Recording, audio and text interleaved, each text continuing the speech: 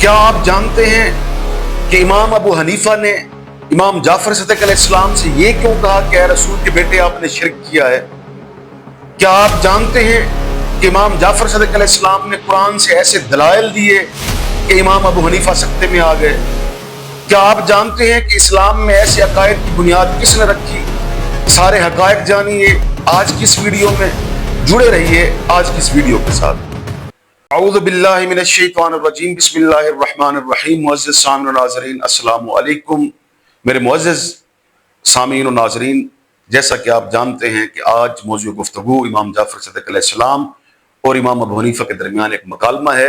इसकी ज़रूरत मैंने क्यों महसूस की? इसलिए कि आजकल के जो अकायद बनी उमैया की प्रोपेगेंडा मशीनरी से और इब्न तैमिया की प्रोपेगेंडा मशीनरी से, जिन्होंने नौजवानों को गुमराह कर दिया है कि फ़लाँ नियाज नहीं खानी, ये नियाज अल्लाह के लिए नहीं है, रसूलुल्लाह माज़अल्लाह कुछ नहीं कर सकते, उनके बस में कुछ नहीं है। ऐसे अकायद जो बनु उमैया ने ख़ानदान रिसालत की असमत को खटाने के लिए और सादा लोग मुसलमानों को ये बावर कराने के लिए कि ख़ानदान रिसालत और ख़ानदान बनु उमैया असमत में एक जैसे हैं, हालांकि कुजा ख़ानदान रिसालत और कुजा ख़ानदान बनु उमैया।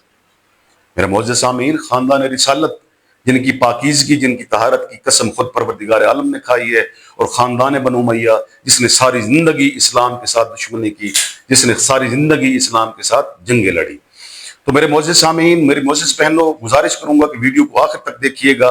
आज इन अकायद का पोस्टमार्टम करूँगा जो अकायद रसूलुल्लाह के बारे में रखे जाते हैं, ख़ानदान रिसालत के बारे में रखे जाते हैं। देखिए, एक दिन इमाम अबू हनीफा ने इमाम जाफर सदिक अलैहिस्सलाम के साथ खाना खाया। खाना खाने के बाद इमाम जाफर सदिक अलैहिस्सलाम ने एक दुआया जुमला कहा। खाना खाने के बाद कहते हैं ना, एक दुआया जुमला पढ़ा। आपने क्या कहा? आपने कहा अल्हम्दुलिल्लाहि रब्बिल आलमीन, अल्लाहुम्मा हाज़ा मिनका व मिन रसूलिक। तमाम तारीफें अल्लाह के लिए हैं और ऐ अल्लाह, ये रोजी तेरी तरफ से है और तेरे रसूल की तरफ से है। सुनिएगा, लुत्फ दुबाला हो जाएगा, सुनिएगा।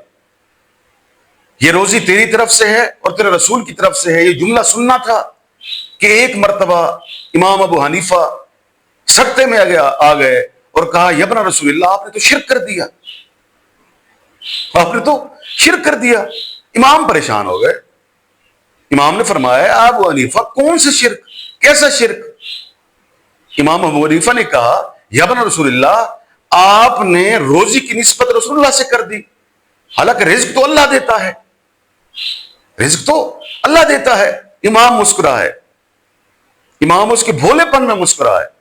मुस्कुराने के बाद आपने फरमाया कि ऐ अबू हनीफा, क्या तूने सूरह तौबा की आयत नंबर 74 नहीं पढ़ी, जिसमें परवरदिगार आलम ने वाज़ेह तौर पे इरशाद फरमाया, बिस्मिल्लाहिर रहमानिर रहीम, वमा नकमू इल्ला अन अगनाहुमुल्लाहु व रसूलुहु मिन फज़लिही। क्या मेरे रसूल, इन्हें इस बात पर गुस्सा है कि अल्लाह और उसके रसूल ने अपने फजल से इन्हें गनी कर दिया है। क्या सुना आपने? तवज्जो की?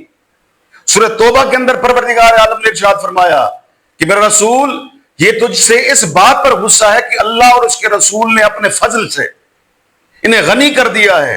आप तो कहते हैं कि फजल तो अल्लाह का है, रसूल कुछ नहीं कर सकता, लेकिन यहां अल्लाह कह रहा है कि अल्लाह और उसके रसूल के फजल से ये लोग गनी हो गए और उन्हें इस बात पर गुस्सा है। और आपने इसी तरह इसी सूरह की एक और आयत की तिलावत इरशाद फरमाई, बिस्मिल्लाहिर रहमानिर रहीम, सयुतीनल्लाहु मिन फज़लिही व रसूलुहु। अन करीब अल्लाह और उसका रसूल अपने फजल से इन्हें बहुत कुछ अता करेगा। अपने फजल से अल्लाह और उसका रसूल इन्हें बहुत कुछ अता करेगा। आप तो कहते हैं कि रसूल कुछ दे नहीं सकते, रसूल सिफारिश नहीं कर सकते, रसूल शफात नहीं कर सकते, सारे इख्तियारात अल्लाह के पास हैं। तो ये क्या है? ये क्या है कि अल्लाह और उसका रसूल अपने फजल से इन्हें बहुत कुछ अता करेगा, अन करीब बहुत कुछ अता करेगा। मेरे मुअज़्ज़िज़ सामीन, उसके बाद मेरे इमाम ने अबू हनीफा से सवाल किया कि अल्लाह के जिक्र के साथ, अल्लाह के फजल के साथ उसके रसूल का जिक्र नहीं है? तो उसने कहा, या रसूलुल्लाह, जिक्र तो है, शायद एहतराम की वजह से हो। तो उस वक्त इमाम खड़े हो गए और बुलंद आवाज के साथ कहा, मेरी एक बात याद रखना, कुरान का कोई भी लफ्ज बेमैनी नहीं होता।